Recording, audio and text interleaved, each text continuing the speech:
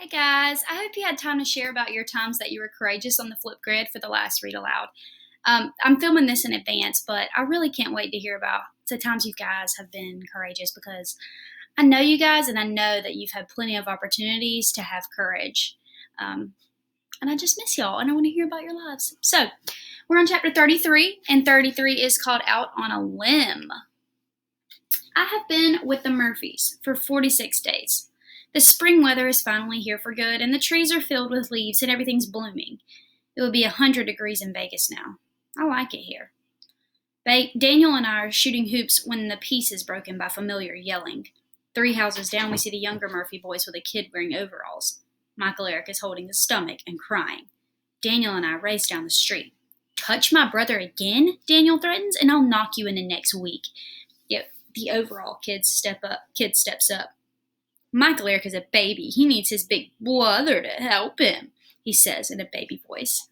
Michael Eric hugs my leg, and I place my hand on top of his head, rubbing his hair. Who's this? The kid asks, like I'm something he found on the bottom of his shoe.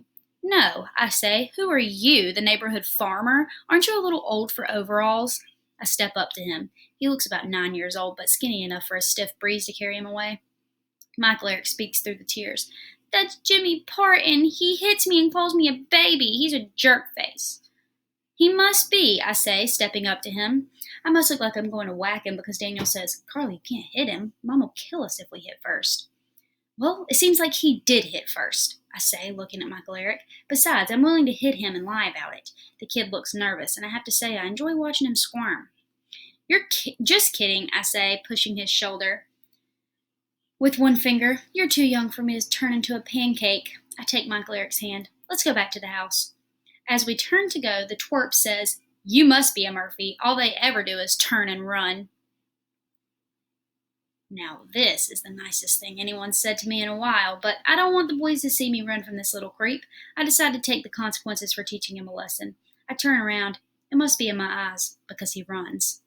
Who's running now? I ask, snagging him easily. Carly, don't, Daniel begins. Relax, I say. Me and Jimmy here are going to be friends. I hold the straps of his overalls as he tries to twist away. You wouldn't dare hit me, he says, trying to look tough. You're right, I wouldn't. But I have something better. I drag him by the straps of his overalls to a tree that's in the side yard. It has nice climbing branches. I find a short, solid one. I hoist Jimmy into the air and hang him by the straps of his overalls. He dangles there like a Christmas ornament. He kicks and yells. I lean in. Touch a Murphy again, or tell anyone I did this, and I'll hang you from the gutters next time. I lean in closer. I mean it. Adam and Michael Eric run back to their house. I follow, Daniel walking beside me. We both look back to see Jimmy squirm and wiggle. He kicks his feet and turns apple red. He waves an angry fist as he tries to twist himself off the branch. I wonder what the chances are that he'll keep quiet. Probably not good, but the word of family sticks together ring in my head. Daniel shoves me and starts cracking up. God, that was sweet to watch, but if my mom finds out, you're going to really catch it, you know. For Michael Eric, I say without thinking, I don't care what trouble I get in.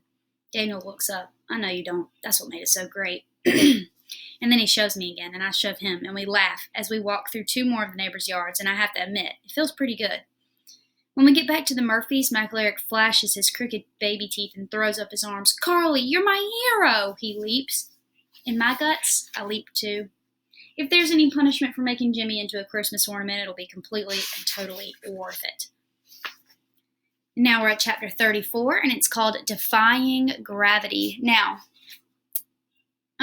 I think it might say this in the chapter, but Defying Gravity is actually a song from the musical Wicked, which Tony is really obsessed with Elphaba.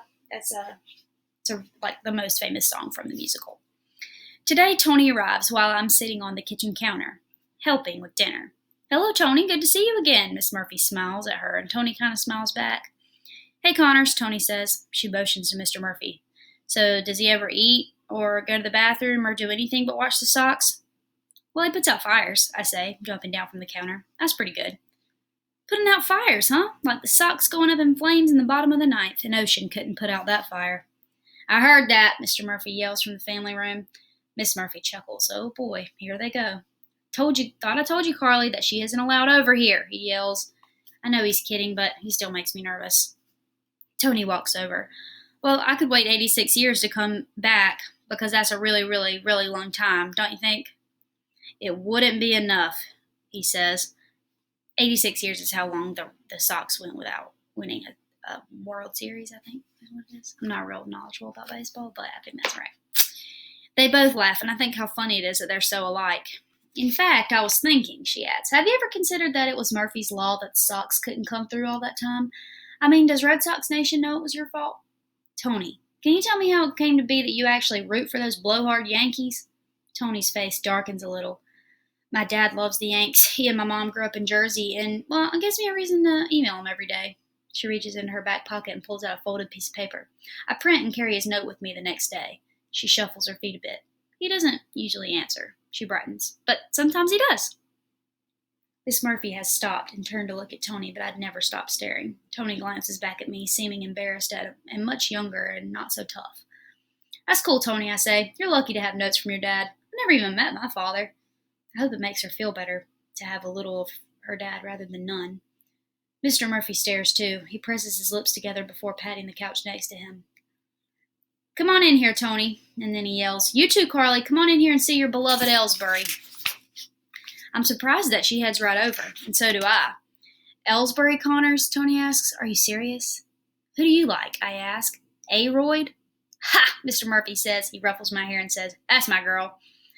And I really do wish I were. In the fireman room, Tony lounges on the bed as we listen to her Wicked CD. A song called What Is This Feeling, also known as the Loathing Song, comes on, and she cracks up. Remember, Connors, how we couldn't stand each other? Wait a minute, I tease. You didn't like me? I liked you like I like poison ivy. She laughs and then throws a fire truck pillow in my direction. And then she takes a deep breath. So, Connors, she looks serious. What's the deal with this foster kid thing? Did your mother die or something? No, I say, shifting my weight. Did she leave you in a basket on some church steps or what? No, I snap. You don't have to tell me if you don't want to, Connors, but I've been wondering. She picks at her sneaker. Wondering how bad it was. Kids don't end up in foster care for paper cuts. I can tell it's not just curiosity. I can tell it worries her. I look out the window. Let's just say that my mother cared more about her new husband than she did about me. So she left with him? Not exactly, I mumble. It was bad, wasn't it, Connors? It was bad, wasn't it, Connors? I can tell she's praying for a particular answer, one she knows she won't get. I nod. That's why you were in the hospital, because of them? Yeah. She sits up fast. I'm pretty ticked that they would hurt you, she said. If I'm around and they try to do something like that, I'll hit them so hard they have to carry their teeth in a baggie. I laugh. Not funny, Connors. Believe it. It sounds like something you'd say to Rainer. Now she's laughing. Yeah, it does. I'll have to use it on him. She turns to me. Did you know he used to carry dental floss to school every day? No way. Yes, all through 3rd and 4th grade. Why? Because he's Rainer, that's why, she jumps. Oh, by the way, he was acting weird yesterday. He actually came over and didn't act like a simp. What's the story? Is he delirious? I ask. Our little boy is growing up, she says, sniffing. She falls back on the bed and is quiet for a while. So, I begin. You like your dad, huh?